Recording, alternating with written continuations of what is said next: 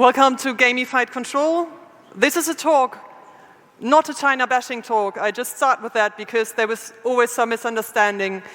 The Chinese social credit system is an example for the use of technology for solving social problems.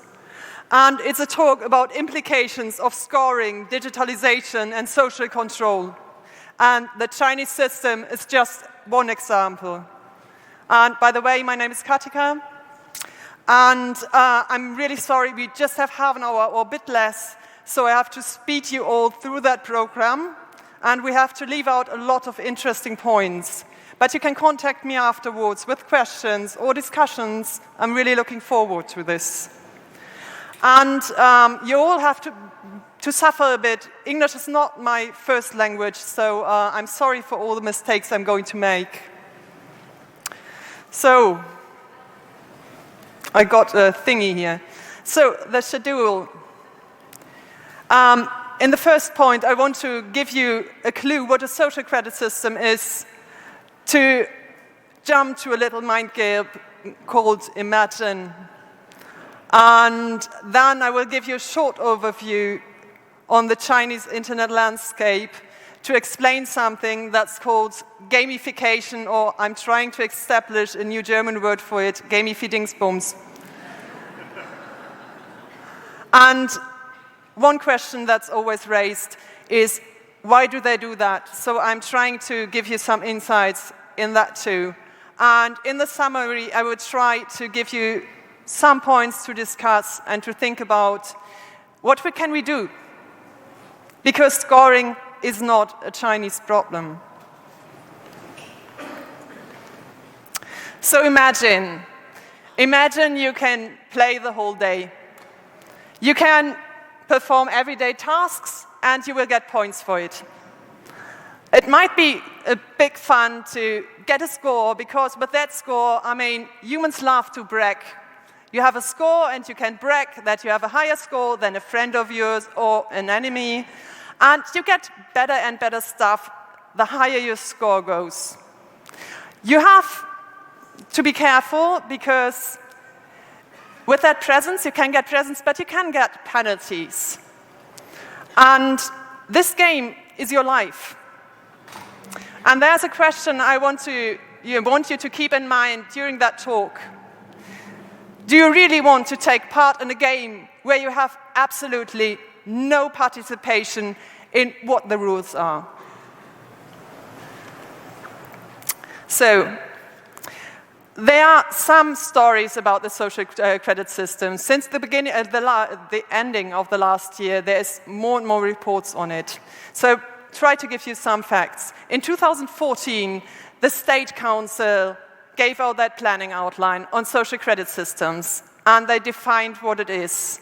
It is using your online and offline data to give you grades in points, and you get the score.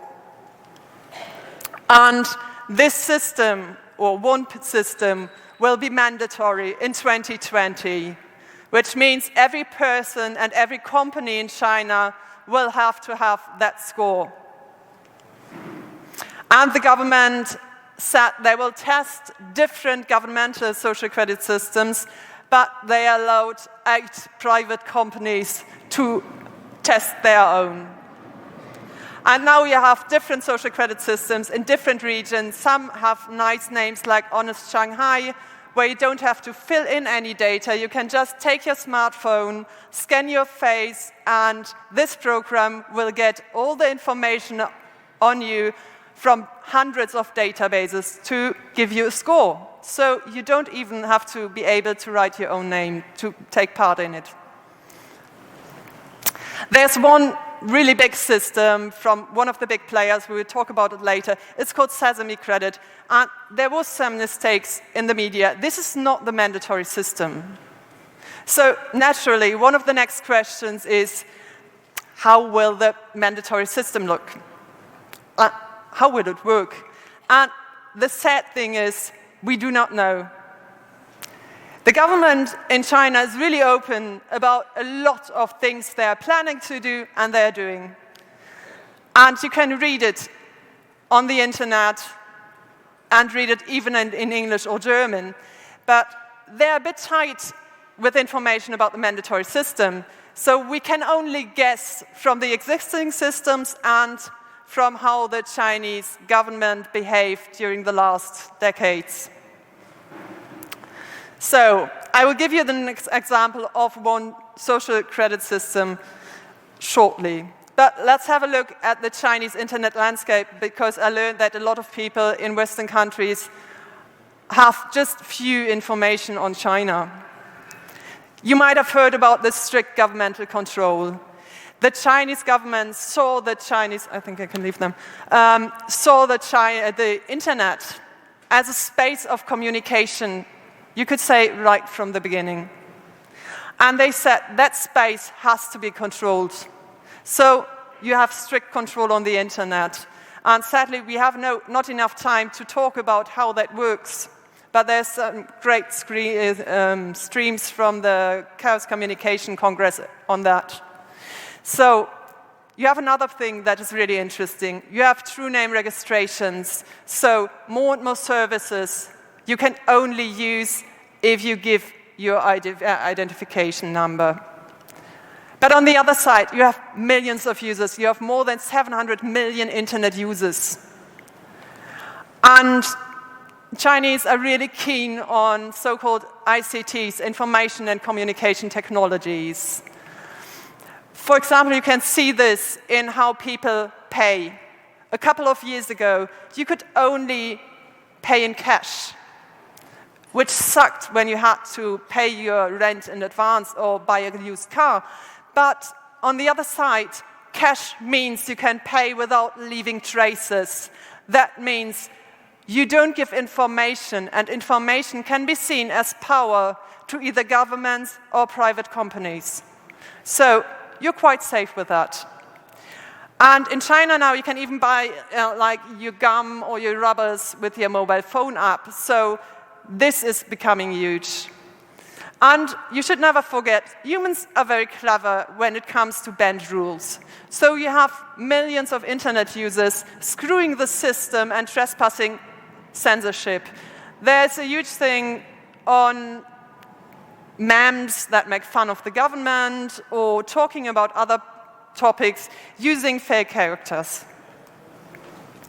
And to give you more insights on how the information is drawn into a social credit system, we have a look at the big players, Baidu, Alibaba, and Tencent, and the possibilities for a system to get data. This is colorful, this is a bit nicer.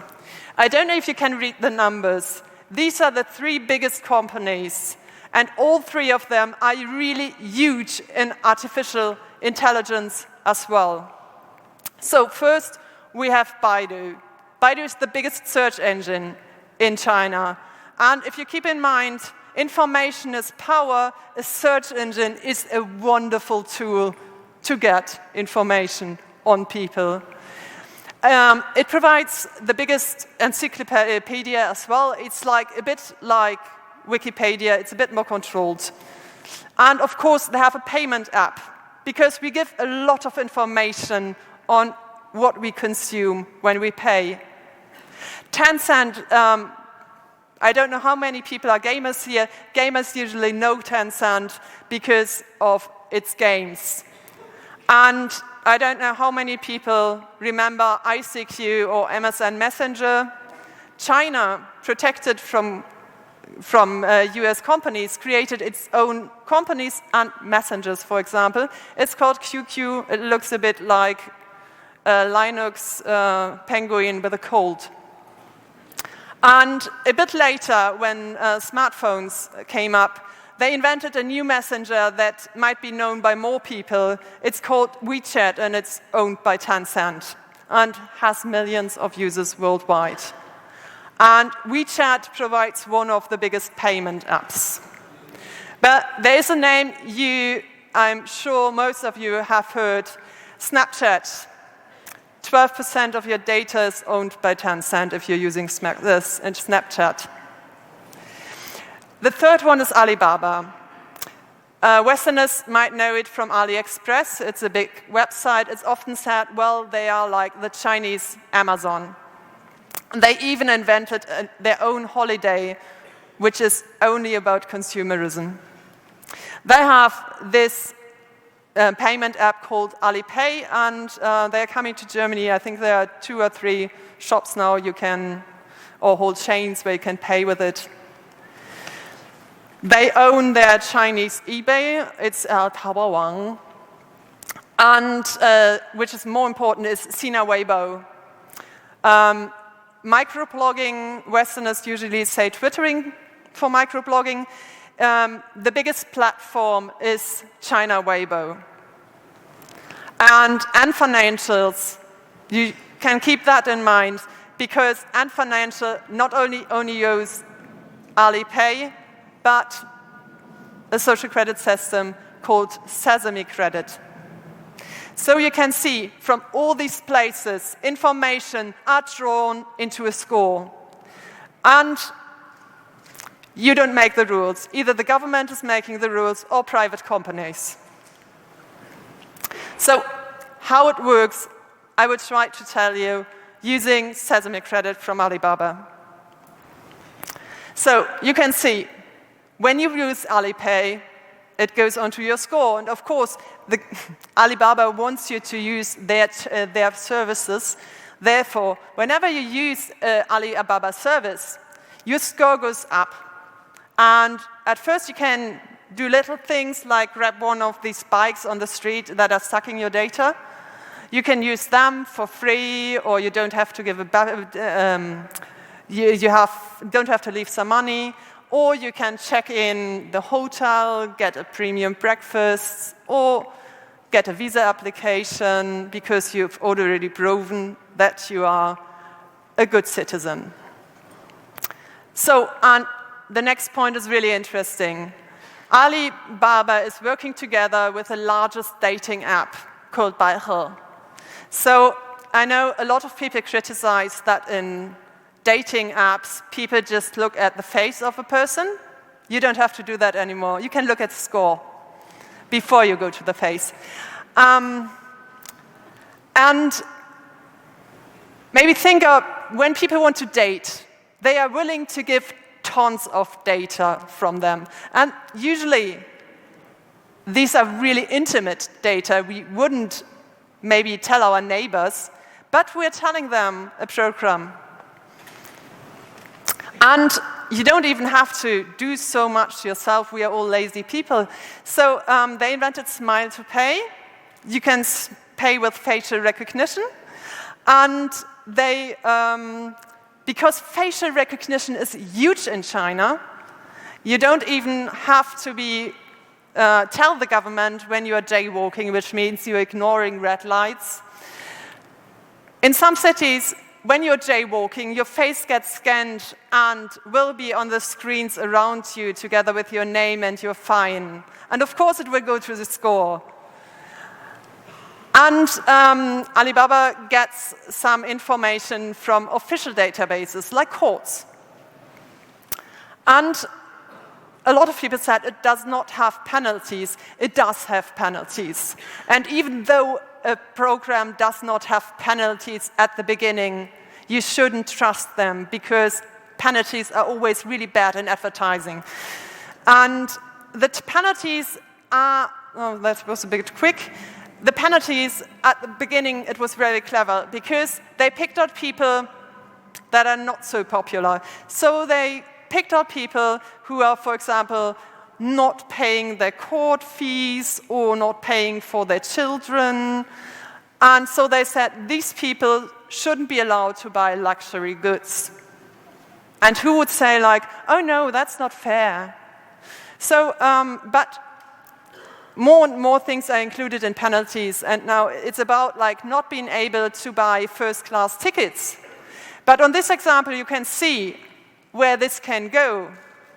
You are in a system, and you need these points to get a job, get a promotion, or get your kids in a good school. So it's not only you. And with your score, it can be seen, whom are you hanging around with? at least virtually. And if you're hanging around with people with low scores, that might be happening to your score. And there's one thing you can see in a lot of digitized systems. While our data gets totally transparent and we are walking around more or less naked on the internet, the companies or the countries that are running these programs are quite tight about the methods they're using. For example, you don't find a lot of information on the artificial intelligence or algorithms involved. And these are the bloody things that are creating your score. And I think if you have to give a lot of information, at least you should have a knowledge about how the system really works. So why is the Communist Party doing such an effort and creating such systems? We will speak to that because we are running late.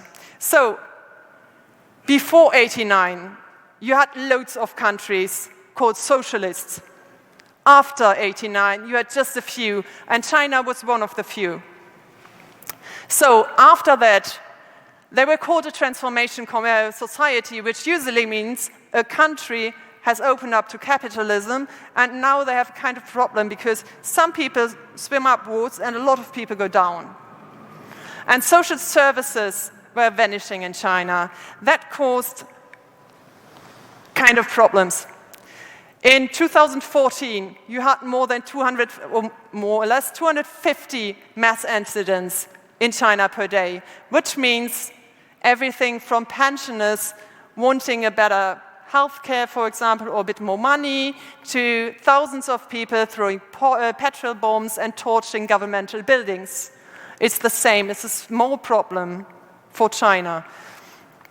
And social control via groups is always more efficient for government or company than doing everything by themselves. So while in Western countries, usually the church was a big in social control, in China you have the hukou, which means you can only get social service where you live, and a lot of other ones. These were like paper files. Now you can integrate every information in a social credit score. And as China became a digitized society, more and more technologies were used in social control. And again, this is not China-specific. We can see more and more cameras around us and more smart cameras that can do facial recognition, and that more and more technology is involved to gather information on us every day. So one question is, why are people participating? I was a bit shocked because after I did this talk on the CCC, a lot of people said, well, it's Chinese people, right? No, it's not. It's not Chinese people. Or do you know anyone using Google or Facebook? Well, I hope so. And it's a thing called gamification. Roughly said, it's the employment of techniques and from computer gaming, and you're putting them in a non-gaming environment. Or as someone who designs games said, you should spend as much time as possible with that game.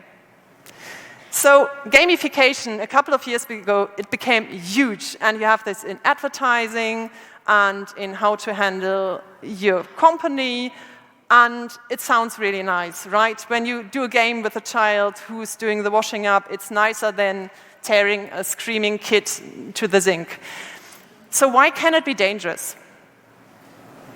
Gamification is wonderful if you want to have a bit more fun in your life and getting yourself ready to do the dishes. But we really like to play. We are social animals. We love to play. And this is mostly something very innocent for us. But like every tool, it can be used for good or for bad. And the mix-up with big data and capitalism and social control is scaring me. Because we have no sense for data. We cannot know who's doing what with the data we left on the internet while we were just doing stuff. and we are leaving a lot of data using the internet. So I was compared to nuclear power. It was so difficult to tell people that nuclear radiation is indeed really dangerous, because you cannot smell it, you cannot taste it, and you cannot feel it. And for us humans, it's really, really hard to see something as dangerous we cannot see. So at the moment, with gamified control systems, they're using our goodwill to play and be social to get information from us and to influence us. And we have seen this not in the Chinese elections, but the American elections, what can be done with data. And we had the Cambridge Analytica scandal to see that our data is really interesting for people. And to see some ideological influences for China, you can see that it was a socialist country, influenced, not mainly, but influenced by Mao Zedong's thoughts. And after his death, the Chinese society and politics changed. You know maybe that symbol as well, it's socialism. But in the 80s, they employed some other methods and ideology. You have nationalism, which is kind of not really good with socialism in theory. And the Chinese government really did a lot of research in so-called failed-scale states, on ex-Soviet states and states that prospered. And they found a wonderful new tool called public relation. And you have someone who might not be so popular in Germany. It's Confucius. So instead of saying, okay, we are a socialist country, we want class war, the Chinese government now says they want a harmonious society. And they changed the communication. The communication they're doing with the public has not names like 100 Flower Campaign or a Great Leap Forward. New campaigns are called Socialist Harmonious Society. And if you speak a bit of Marxist, harmony and socialism never went well together. And you have the Chinese dream. And governments are really interested in feedback. And we are providing feedback with our use of ICTs and, in China, social credit systems. But we are opening up. The more time we spend with a little thing in our hand and paying all our attention on that technological device, the less time we spend face-to-face. And you might have noticed some people start flinching when you're talking to them because their device is telling them to spend some time with them. So I try to give you some insights in how China changed in the last decades and how a Chinese social credit system will work. And this will heavily influence the people's lives. And really, it's more about the international tendency to solve social problems with technological solutions. And this will never work. One reason is these technologies were never made for solving social problems. And it's not only the Chinese Communist Party that has seen the internet as a place of influence and control. So, before you take part in a game that defines your life, and we have a lot of gamified things in Europe as well. In Germany you have Payback, for example. It was the first gamified thing. And there's a scary other thing when you have the inclusion of cryptocurrency, because then all you consume will be displayed. But as a last thing, please don't see scoring as a Chinese problem. It is a worldwide problem, and it was made possible by digitalization. There's data broking and data mining, and we learned a lot of this from the Cambridge Analytica. And before you become a player in a game where you can't really participate in the rules, think about how you want to live your life and how you want to die in a society, or be sick, or be helpless. Do you want to be given a device or having a human taking care of you? The more we take part in these systems, the bigger they get. Most of these systems can only exist because we are feeding them with data. So we are creating problems, not only for us, for future generations. Humans messed up with nuclear energy. Please help that digitalization isn't the next trap. And if you want to, one point.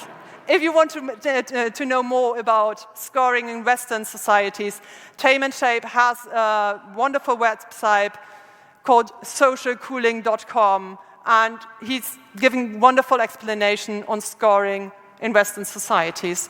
Thank you all. That was the talk.